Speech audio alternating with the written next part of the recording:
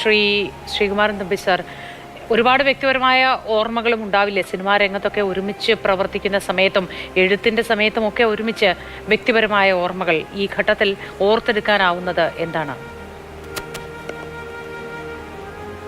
തീർച്ചയായും ഒരുപാട് ഓർമ്മകളുണ്ട്.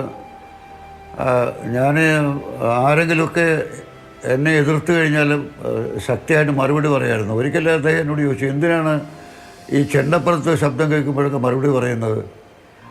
ആരെന്ത് പറഞ്ഞാലെന്ത്, നിങ്ങളാരാണ് നിങ്ങൾ മനസ്സിലാക്കണം, മറുപടി പറയരുത് എന്നെ ഉപദേശിച്ചത് എനിക്കെപ്പോഴും ഓർമ്മയുണ്ട്. അദ്ദേഹം ആരോടും മറുപടി പറയാറില്ലായിരുന്നു. ആരൊക്കെ വിമർശിച്ചാലും ഒരക്ഷരം മറുപടി പറയില്ലായിരുന്നു. അദ്ദേഹത്തിന് താൻ ആരാണെന്ന് ബോധ്യമുണ്ടായിരുന്നു.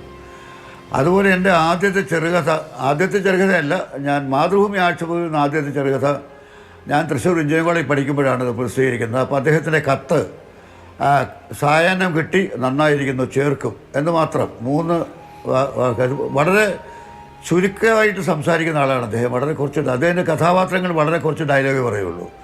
ദീർഘ സംഭാഷണങ്ങൾ അദ്ദേഹത്തിൻ്റെ സിനിമയിൽ ഉണ്ടാകാറില്ല. അപ്പോൾ അതുപോലെ ജീവിതത്തിലും അങ്ങനെയാണ്. വളരെ കുറച്ച് കത്തിനകത്ത് തന്നെ 2-3 വാക്കുകളേ ഉണ്ടാവുള്ളൂ. കഥ കിട്ടി, കൊള്ളാം, ചേർക്കും, ഇങ്ങനെ. അതുപോലെ എൻ്റെ ഏറ്റവും കൂടുതൽ കവിതകൾ പ്രസിദ്ധീകരിച്ചിട്ടുള്ളൂ അദ്ദേഹം പത്രാധിപരായിരുന്ന കാലത്ത്. മാതൃഭൂമി ആഴ്ചവകുപ്പിൽ അദ്ദേഹം പത്രാധിപരായിരുന്ന കാലത്ത് എൻ്റെ ഏറ്റവും കൂടുതൽ കവിതകൾ ആഴ്ചവകുപ്പിൽ പ്രസിദ്ധീകരിച്ചിരിക്കുന്നത്. ഞാൻ ആദ്യമായിട്ട് പുറത്തിറക്കിയ കഥാസമാഹാരം എൻ്റെ 21-ാം വയസ്സിലാണ്. അതിൽ MT എനിക്കയച്ചൊരു കത്താണ് ഞാൻ അവതാരികയായിട്ട് ചേർത്തിരിക്കുന്നത്. എൻ്റെ കഥ വായിച്ചിട്ട് അദ്ദേഹം എനിക്കയച്ച കത്ത് ഞാൻ അവതാരികയായിട്ട് ചേർക്കുകയായിരുന്നു, അവതാരിക അല്ല എന്ന ശീർഷകത്തിൽ. അപ്പോൾ അങ്ങനെ അന്നു മുതലേ തുടങ്ങിയ ബന്ധമാണ്, വളരെ അടുത്ത ഉറ്റബന്ധമുണ്ടായിരുന്നു. സിനിമയിൽ അദ്ദേഹത്തിൻ്റെ കുട്ടിയടത്ത് പോലുള്ള, മാപ്പുസാക്ഷി പോലുള്ള പടങ്ങൾക്ക് പാട്ടെഴുതാൻ ഭാഗ്യമുണ്ടായി, അദ്ദേഹം തിരക്കഥ എഴുതിയ പടങ്ങൾക്ക്.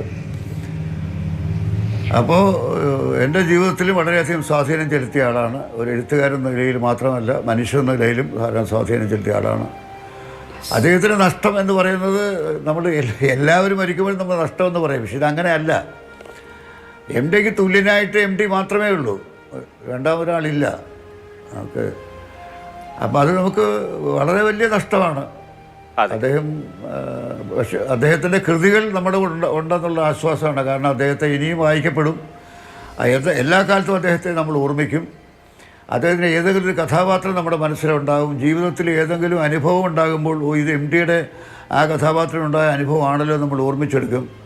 അത്രമാത്രം വിശാലമാണ് അദ്ദേഹം നമ്മുടെ മുമ്പിൽ തുറന്നു വച്ചിരിക്കുന്ന ലോകം, ജീവിതം. അതിന് തുല്യനായിട്ട് മറ്റൊരാളില്ല. ഞാൻ ആദ്യം പറഞ്ഞതുപോലെ അദ്ദേഹം പെർഫെക്ഷനാണ്, പൂർണ്ണതയാണ്. അത് അങ്ങനെ പറയാൻ മറ്റൊരു എഴുത്തുകാരനില്ല, മറ്റൊരു ചലച്ചിത്രകാരനുമില്ല.